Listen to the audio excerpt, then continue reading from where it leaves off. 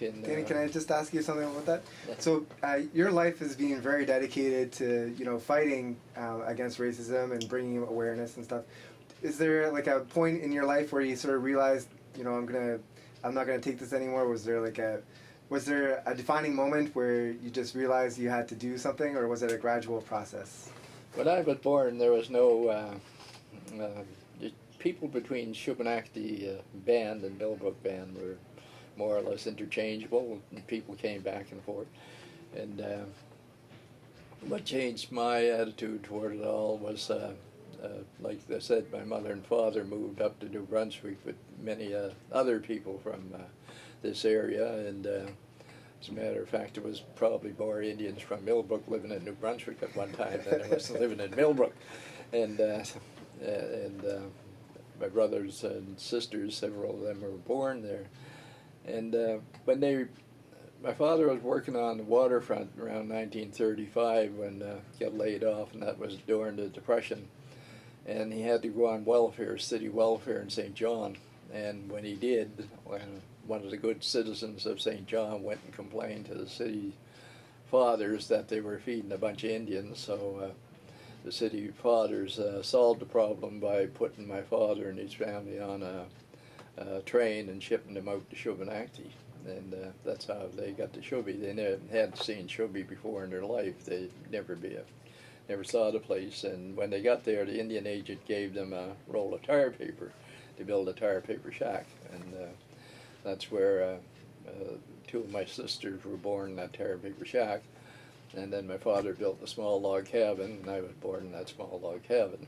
And the poverty was outstanding, but we didn't know any difference in one of the comparisons I made when I wrote We Were Not the Savages. I put in the fact that I used to walk to Shubenacadie to go to the theater from time when we could scrape enough money to go to the movie, and used to look at some of these houses on the way and wonder how wonderful it would be as rich as these people living in these homes. And then after I grew up and became more aware of things, I realized that the people I was envying were the poor white people of that society.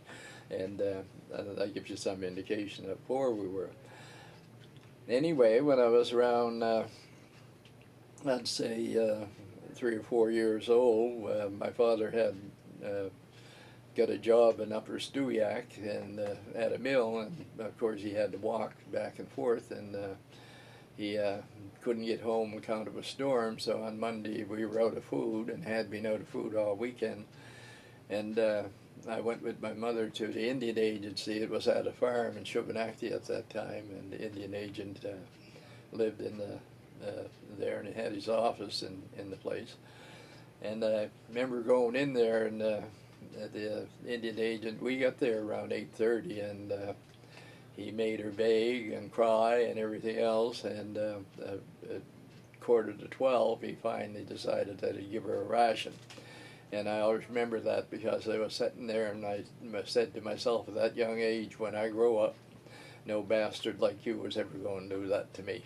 And from that point on in my life, I fought back. Okay, I didn't give a care one way or the other, and decided that if anything rubbed me the wrong way, I would speak up and say what I had on my mind, regardless of the consequences. I had a sister that was married to a man, a white guy, who had a good job and wasn't supporting his family properly. And finally we took her home, and the kids. And I always remember took the man to court in Stewiacke, and Judge Kroll at the time. And the reason we were there was read off in court, and old Kroll let his glasses slide down his nose and looked at my sister and told her, "You're from the reservation, are you?" And she said, "Yes." And he said, "Well, why don't you go back there and stop bothering us?"